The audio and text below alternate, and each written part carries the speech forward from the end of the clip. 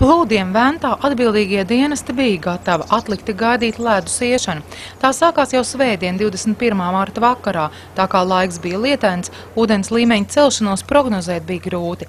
Rīts parādīja patieso ainu. Skrundā upe mājas neapdraudēja, bet Raņķos gan Venta bija acīm redzama savu ierasto tecējumu pārkāpusi. Raņķiem varētu būt, ka tā krasta līnija ir diezgan lēzena uz to Ventas puses, salīdzinot tieši ar Skrundu un arī tālāk. Uz Kuldīgas puses arī uz krasta paliek augstāk nedaudz, tāpēc arī šeit tas ir līmenis ceļās tā augstāk. Raņķu centrā nelielais heiss bija ūdenī, pat saimnieks atzīst, tā nav kritiskākā robeža. Šitāda bija 2006. Tā bija pa 30 centimetriem apmēram zemāks, tā kā tā ir rekords. Venti pacēlusies pa 3,5 metriem apmēram, plus mīnus šī vietā, tur mazliet, tur es varu kļūdīties pa kādiem 30 centimetriem. Pagaidām skāda nav, tur ir mazliet jāpastrādā, pēc tam tik būs jāsavāc un viss ir kārtībā. Pagrabā ir baseins, var iet peldēties. Plūdi bija, kā tās dzima, ka viņš piedzima, tā tur aiz šķiepeļiem no Ventas ledus gabali bija sasumti uz Sošeju.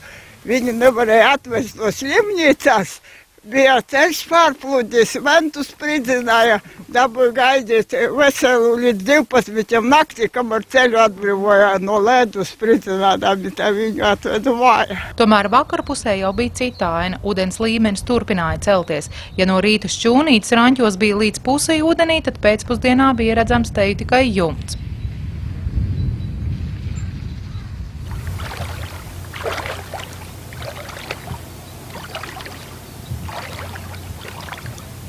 Tālāk nevar. Uz vienu no kritiskākajām vietām viesu māju Mailīts nokļūt vairs nevarēja. Ar saimnieci Kristīnu Pauru varējām tikai sazvanīties un sakliekties pa gabalu. Es tik tālu peldus. Jāatklājas sezonu un jāpeld. Šitā bieži ir, ka ceļš ir pārplūdis? Šitā bija 2004. Bet viņš tikai bija tāda maza strīpiņas pārbrīd pāri, šitā jau nav bijis. Tas vispār jau skaisti. Skaisti jau gan, jā. Tāda tiešām būs sajūta ir, bet... Es jau visu to dienu vēl priecājos, bet nu pat jau man sāk baili palikt. Raņķu pagasta pārvaldes vadītājs Dainis Eisaks atzina, ka šī bijusi kritiskākā vieta. Lai varētu nokļūt līdz mājai, uz ceļa izbērta grāns krāva. Tomēr nākotnē esot jādomā par caurteces ierīkošanu šai vietā.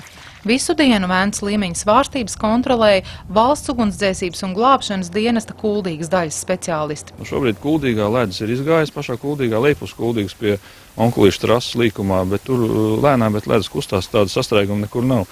Es skatos arī Raņķos, tagad viss ir ledus ir izgājis, tikai ūdens līmenis ir augsts vēl pagaidām. It kā pie Viesalgu upītes, tur ir sastrēgums, neapbrauc saskatās, kas tur tagad darās. Pašā Kuldīgā rumbi ir redzama, un nekāda tāda īpaša sastrēguma nav. 23. martā ūdens līmenis kritiskajai robežai tuvojās Ventas lejtecē pie Ventspils novada Zlēkām. Ieva Benefelda, Lants Perševics, Skrundas televīzija.